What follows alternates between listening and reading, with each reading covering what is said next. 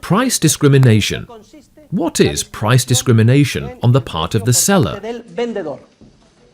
It is when the seller does not charge the same market price to all buyers,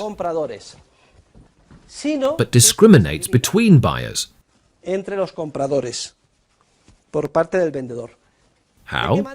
Well, in a simple way. He charges a higher price to those buyers he thinks have greater purchasing power, and he charges a lower price to those buyers he thinks have less purchasing power. In short, it's as if when we go to buy bread, let's say we go to the bakery to buy a loaf of bread. Let's see, how much does a loaf of bread cost? 50 cents for a loaf of bread. Okay. Well, we go to the bakery. Can you give me a baguette, please? Maybe baguettes are more expensive, €1. It's as if the baker said, just a minute, let me see your income tax return. We give it to him. Damn, you make a lot of money. A loaf of bread is going to cost you €20. You, on the other hand, you are destitute. You can have one for 5 cents. That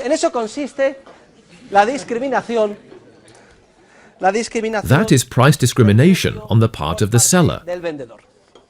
Now, we see that in the vast majority of the transactions we enter into, we are charged the same market price as everyone else. When we shop at the Corte Inglés, we all pay the same price. No one asks to see our income tax return. Whether you are rich or poor, you pay the same price. And as we saw when we looked at two-sided competition, prices tend to be determined by the subjective valuations of the marginal pairs. The same is true when we buy a car, when we ride the bus, and so on.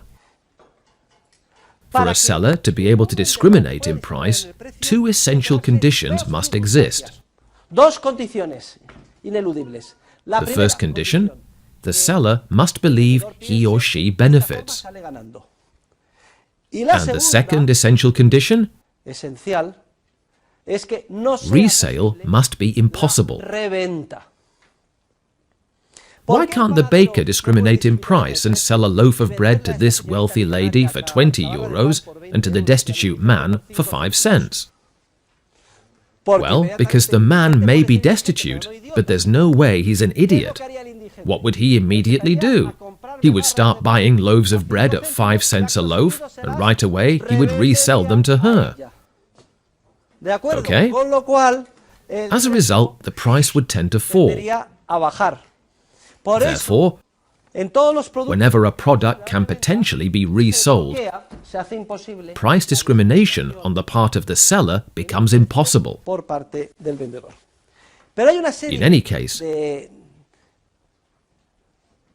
there are a number of exchanges in a market economy which do not permit resale. Basically, services. And there is a typical example of price discrimination on the part of the seller. For instance, medical services. Traditionally, there were village doctors who charged a flat fee or provided certain services and charged a higher price to more affluent people and a lower price to less affluent ones. I will never forget something that once happened to me. I lived for 3 years in the United States, and one day I had a terrible toothache. I went to the dentist, and I sat down in the dentist's chair. And the first thing the American dentist said to me was, "So, what does your father do?" He was going to base his price on my answer.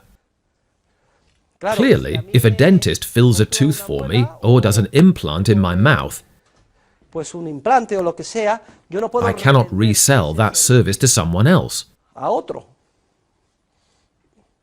By the same token, for example, if a plastic surgeon specialized in making women look beautiful operates on a very well-known, highly esteemed actress,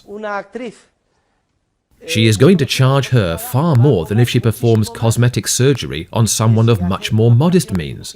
And here, there is no possibility of resale. The destitute man cannot say, "I will have the operation for you and then resell it to you," because resale is not possible.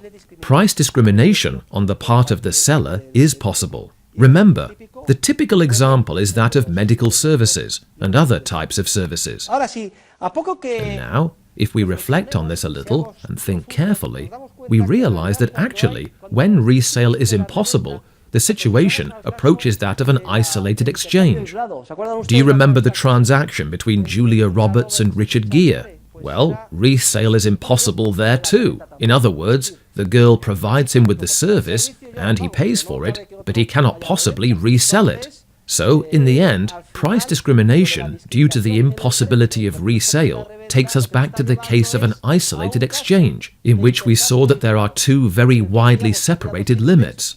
One, the highest price the buyer was willing to pay, and two, the lowest price the seller was willing to accept. And the specific market price at which the deal was closed depended on the negotiating ability of both parties.